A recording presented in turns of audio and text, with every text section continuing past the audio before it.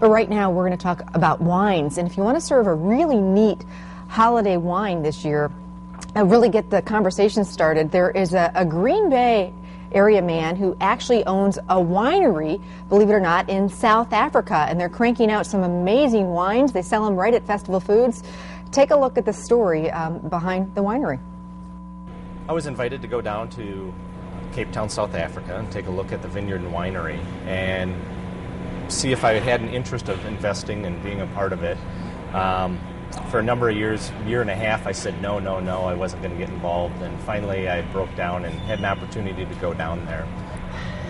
The scenery and the backdrop to the vineyard and winery is about 15 miles from the Atlantic Ocean, and it's probably one of the most breathtaking views that I've ever seen. And I was hooked immediately on the beauty and the splendor of the property itself. In 2005, we had an opportunity to invest more into the winery and take over a majority interest, which we have. And what we have is a property that now has about 250 acres in total. We've got 150 acres under vine, so our total production is about 25,000 cases per year of fruit that we produce at the vineyard and produce in the cellar to make these 7 wines that we have in front of you today. We really have 2 labels. We have an Oak Lane label and a Beaujolais label. Tell you a little bit about Oak Lane. It's really our second label. It's more of a value-driven wine. It's an entry-level wine, if you will. I hate to call it that, but it's really value-driven for the money.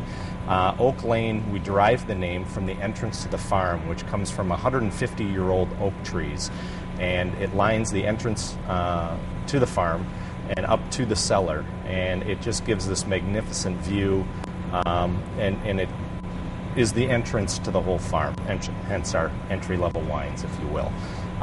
These 3 wines are blended wines, all of which, the Chenin Sauvignon Blanc, the Merlot Cab, and the Shiraz, which is soon to be a Shiraz Cab blend, are meant to be easy drinking.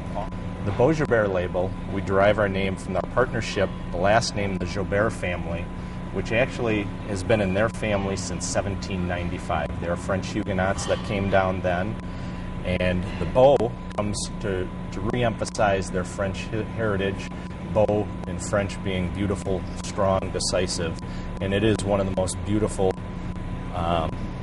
properties that I've ever seen in all of South Africa as far as a winery is concerned. It really is stunning, and those are a lot of the compliments and feedback that we get from people that visit us as well. Depending on what kind of wine, everyone has different wine flavors and with different styles that they prefer.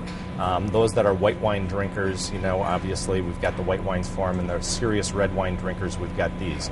These are more everyday wine, if you will. I hate to call them table wines, but really they're table wines. They're something that you can drink every day, or if you're going to have a barbecue, or if you're going to sit on the porch on a warm summer day, this is a perfect Chenin Sauvignon Blanc blend for that.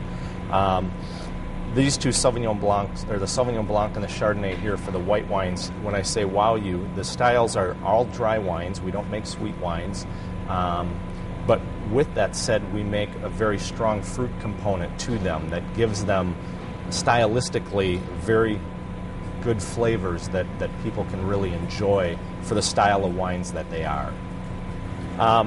Right now, as I mentioned, the property is about 250 acres in total, 150 acres under vine. We will need to expand our production in the vineyards.